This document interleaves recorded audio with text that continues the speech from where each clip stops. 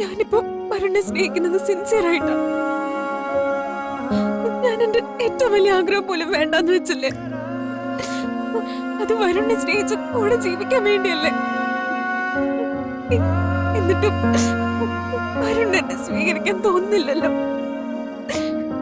ഇനി വരുൺ എന്നെ അവഗണിച്ച ഞാൻ മരിച്ചു കളയും. അങ്ങനെയൊന്നും പറയല്ലേ. പതുക്കെ പതുക്കെ വരുണിനെ സ്നേഹിച്ചു തുടങ്ങും. വരുണിന്റെ മനസ്സിലുള്ള ചില കാര്യങ്ങൾ വരുണ് തടസ്സം നിൽക്കുക. അതങ്ങ് പോയി കഴിയുമ്പോ എല്ലാം ശരിയാവും. വരുൺ നിന്നെ സ്നേഹിച്ചു തുടങ്ങും. എനിക്ക് തോന്നുന്നില്ല ചേച്ചി, എനിക്ക് വിശ്വാസമില്ല. ഉണ്ടാവണം. നമ്മുടെ അമ്മ നമ്മുടെ അച്ഛനെ സ്നേഹിക്കുന്ന കണ്ടിട്ടില്ലേ? ഇവിടെ വരുണിന്റെ അമ്മ വരുണിന്റെ അച്ഛനെ സ്നേഹിക്കുന്ന കണ്ടിട്ടില്ലേ? അതൊരു ഉപാധിയില്ലാത്ത സ്നേഹം. ഒരു തരത്തിൽ പറഞ്ഞ ദൈവത്തിനെ കാണുന്ന പോലെ ഭർത്താവിനെ സ്നേഹിക്കുന്ന രീതി. നിന്റെ കാര്യത്തിലും അതെന്നെ കാണിക്കണം. നോക്ക്, ദൈവങ്ങളോട് നമ്മളെങ്ങനെ പെരുമാറുന്ന. നമ്മൾ അവരുടെ മുന്നിൽ കൈകൂപ്പും, കരയും, നടയിൽ തലയിടിക്കും, പരാതി പറയും. ഇത്രയും കാലമായിട്ട് എന്നെ എന്തിനാ പരീക്ഷിക്കുന്നതെന്ന് ചോദിക്കും അല്ലെ? എന്നിട്ടോ എല്ലാ അനുഗ്രഹങ്ങളും ചേർത്ത് നമ്മുടെ ശിരസിൽ കൈവയ്ക്കും. അങ്ങനെയല്ലേ? അതുപോലെ വരണ്ട മനസ്സിലും തോന്നും. അപ്പോ ചേച്ചി പറഞ്ഞ രീതിയിൽ വരുണിനോട് പെരുമാറാൻ ശ്രമിക്കണം.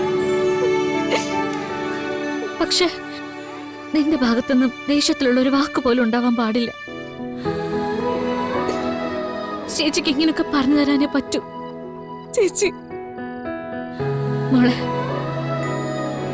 അച്ഛനും അമ്മയും ദാനം തന്നൊരു ജീവൻ അത് ചേച്ചിയുടെ കയ്യിലുണ്ട്.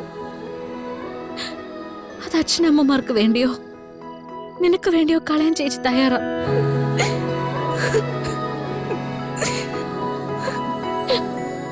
മോളെ, ജീവിതത്തിനെ കുറിച്ച് നമുക്കൊക്കെ കുറെ കണക്കൂട്ടലുകളുണ്ട്. അതൊക്കെ നിറം കൂടിയ കണക്കൂട്ടലുകളായിരിക്കും. പക്ഷെ ശരിക്കുള്ള ജീവിതം അങ്ങനൊന്നും ഇല്ല. നിറം കുറവാ, വേദന കൂടുതലാ. ചില നേരത്തെ ജീവിതം ഉണ്ടല്ലോ, നമ്മളിങ്ങനെ കുത്തി കുത്തി രസിക്കും.